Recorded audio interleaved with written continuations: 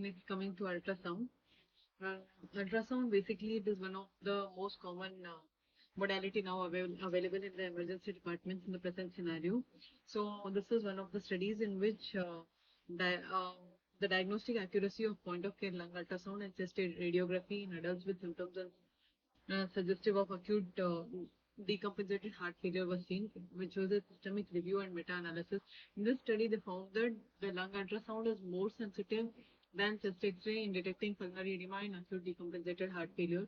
And lung ultrasound must be considered. It must be considered as an adjunct modality in evaluation of patients with dyspnea and risk of acute decompensated heart failure. So, what can we see on the ultrasound in a patient with acute decompensated heart failure? Basically, we can see these B lines. What are these? Are the B lines on the image? These are the B lines which can be appreciated on the image on the right side here. It is basically the extravascular lung water, subpleural interlobular septa are thickened by edema, which can be detected by the ultrasound beam. This reflected beam creates a comet-like reverberation artifact, which is known as B line or also known as ultrasound lung comet. So this we can see, and the next thing which can be appreciated is pleural effusion on bedside lung ultrasound, which can be seen here, and this is the image of a distended uh, inferior vena cava, which can be seen basically on the ultrasound, which gives a clue. All added together gives a clue of acute decompensated heart failure. Next, coming to based on the ultrasound, more than two of the thoracic zones with more than three B lines, or B line count in all 8 zones more than 10. If it is there, then acute heart failure is more likely. Based on the ejection fraction, further it can be divided. If it is less than 50, then it is reduced ejection fraction. If it is more than 50, then it is preserved ejection fraction. And if there is no B lines wherein more than three in more than two of the 8 thoracic zones, then IVC more than 2 centimeter with less than 50% collapsibility, if it is there, then there is evidence of acute RV strain. If there is no distended IVC, then we have to obtain BNP levels and have to proceed accordingly. So what are the other tests which can be performed? Troponin, which gives an idea of an acute ischemic event. The other test which can be done is BNP and NT-proBNP levels. Basically, assay of BNP and NT-proBNP levels are frequently used to establish the presence and severity of heart failure. Both are almost similar and have higher sensitivity than specificity, and maybe more useful for ruling out heart failure than ruling in. Pre-discharge BNP and NT-proBNP are strong predictors of the risk of death or hospital readmission with heart failure. Uh, Low BNP levels can be occasionally seen in end-stage heart failure, acute pulmonary edema, and right-sided heart failure. This is a study which was it is a randomized control trial, which was done in two emergency medicine departments.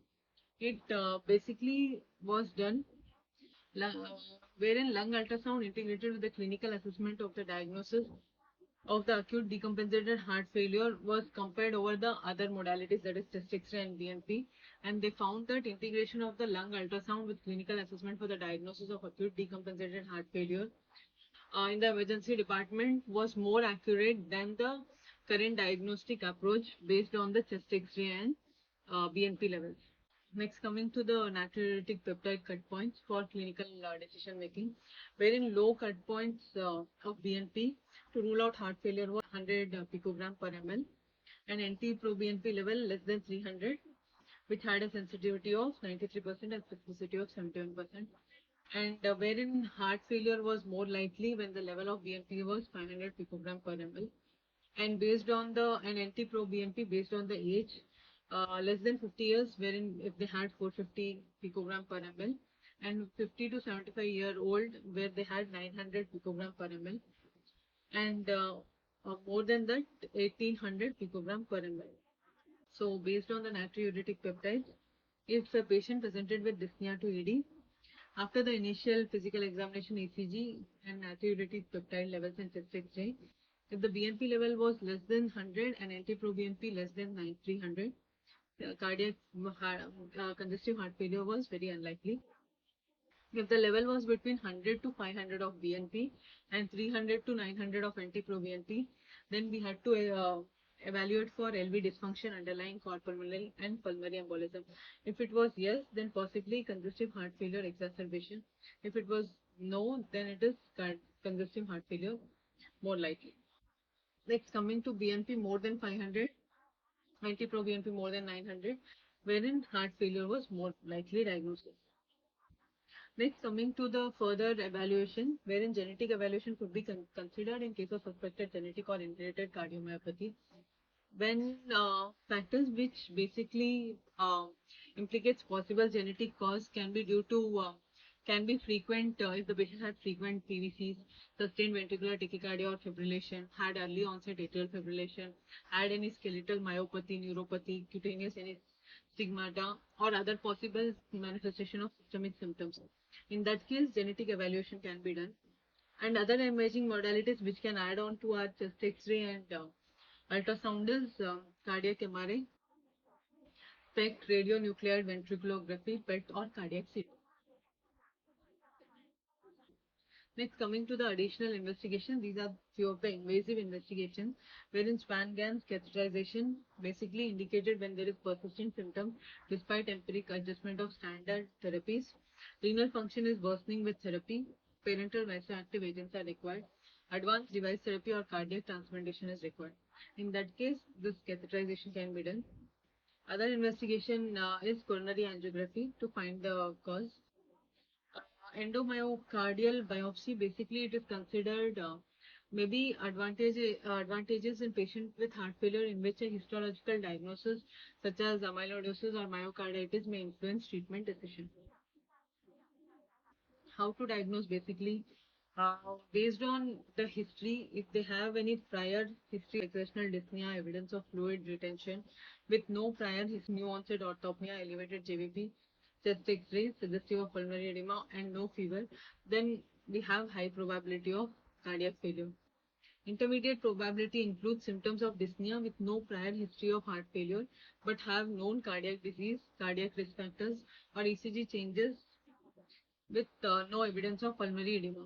Low probability is basically symptoms of dyspnea with no evidence of cardiac disease.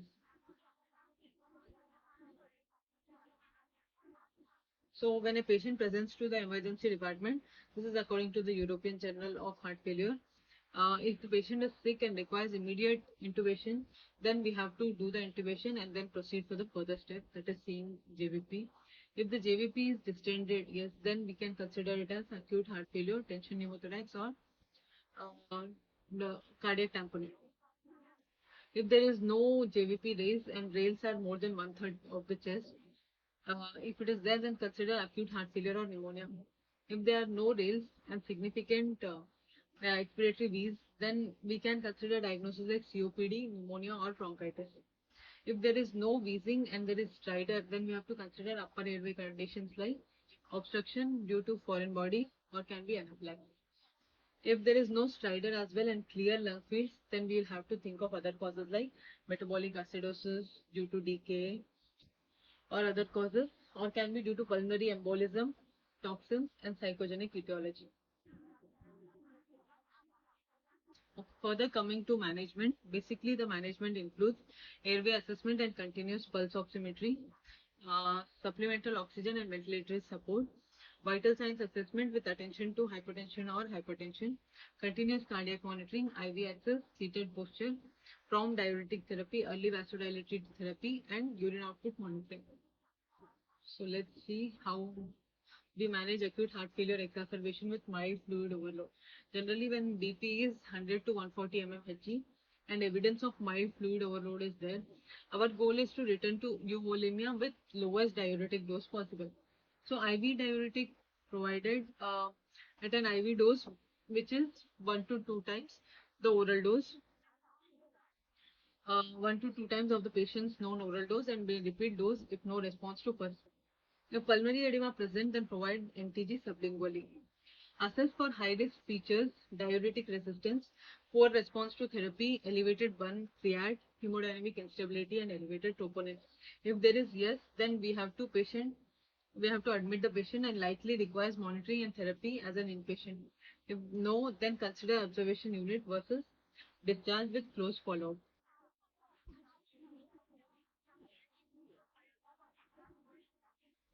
Next, coming to hypertensive acute heart failure with pulmonary edema, wherein BP is more than 140. If the patient has respiratory distress, then we must first begin with non-invasive positive pressure ventilation with sublingual NTG. NTG must be provided prior to applying the mask to the patient.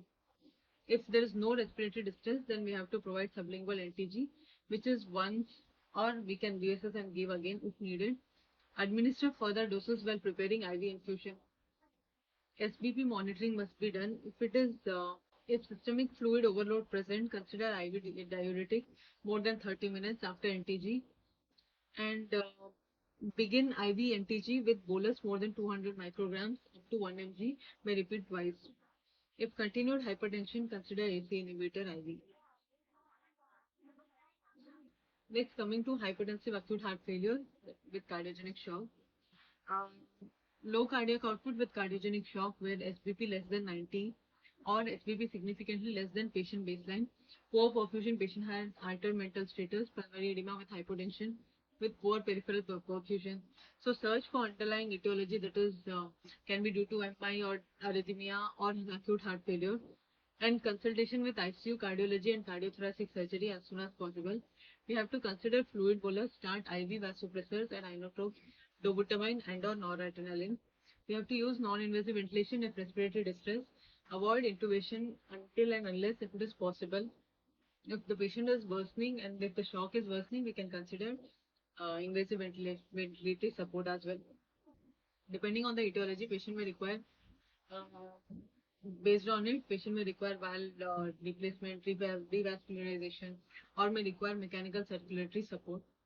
We have to admit the patient to the ICU and manage accordingly. Next, coming to management of high output cardiac failure. Hyperdynamic heart with low systemic resistance. We have to search for cause like anemia, thyrotoxicosis, beriberi, fistula, multiple myeloma, septic shock. We have to treat the underlying cause, and patient can be treated with vasopressors such as noradrenaline and vasopressin. Patient must be admitted for further evaluation and management.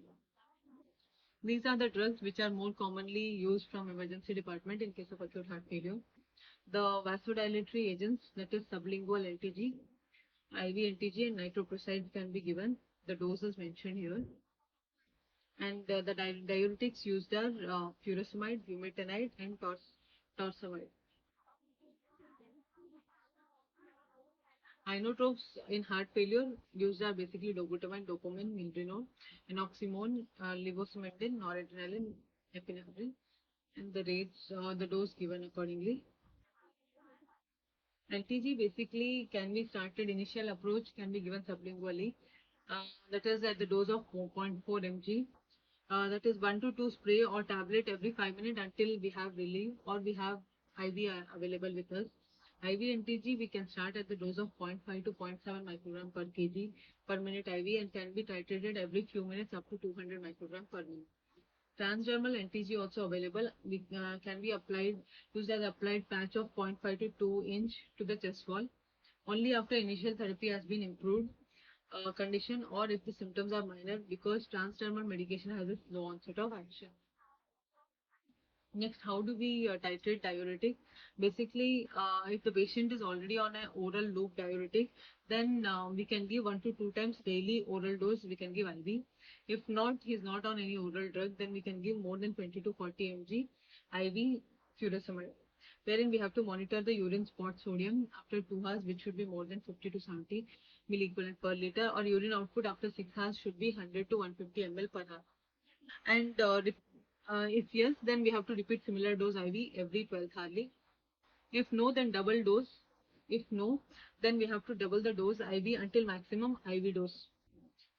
If the urine spot sodium is more than 50 to 70 milliequivalent at 2 to 6 hours and urine output is more than 100 to 150 ml per hour, then we can continue until complete decongestion.